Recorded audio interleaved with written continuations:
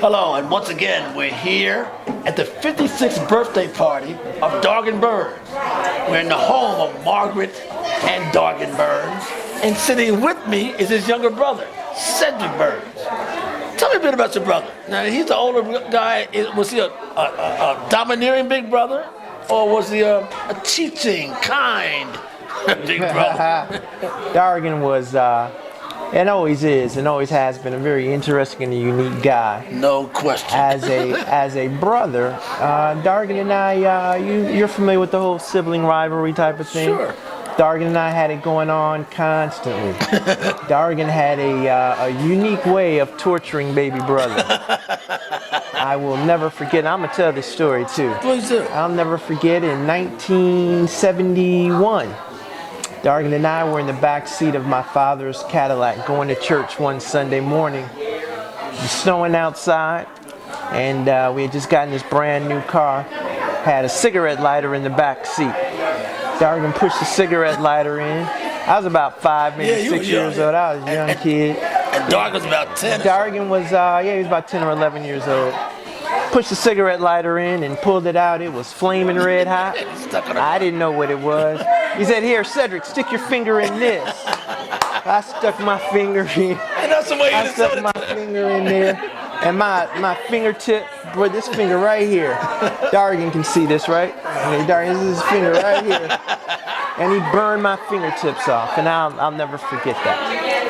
And you know, Dargan and I went round and round. You know, he's my oldest brother, my only brother, and I love him to death. But boy, oh boy, did we go round and round. What kind of guy is he? What is he?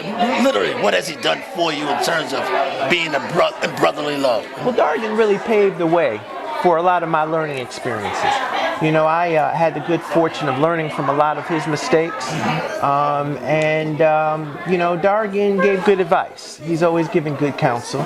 And he always made really good, solid suggestions for me moving forward. So, you know, I got to give him props for that. Did he come to Atlanta before you? He did. He did. Is that part of the reason you matriculated? It sure is. I've been in Atlanta now for 20 years, and I came to Atlanta primarily because Dargan was here. You know, he went to Morehouse, I went to Hampton. And you went to the better school. Yeah, I went to the better school. I'm a Hampton man, too. Oh, you're a Hampton man. Good deal. I was there when it was Institute, though. Yeah. Sorry, when I was here, it was Institute. Right? Yeah. And Dargan went to Morehouse because he couldn't get into Hampton. That's right. And so most people that go to Morehouse or Howard, it's because they can't get into Hampton. You know, so it worked out pretty well. Yeah, it worked out pretty well. So I've been in Atlanta because of Dargan, and I've enjoyed it ever since. Now, Dargan is an accountant, a money man. Mm-hmm. What's your profession, Cedric? Well, you know, it's unique that you say that because when I was at Hampton, I started out in accounting. Okay. Because I wanted to kind of follow Dargan's path. But as I got into accounting, I found that I really didn't like it very much, but I did like the whole business field, and I liked working with numbers, so I switched my major into finance. I've been in the insurance industry for like the last 20 years.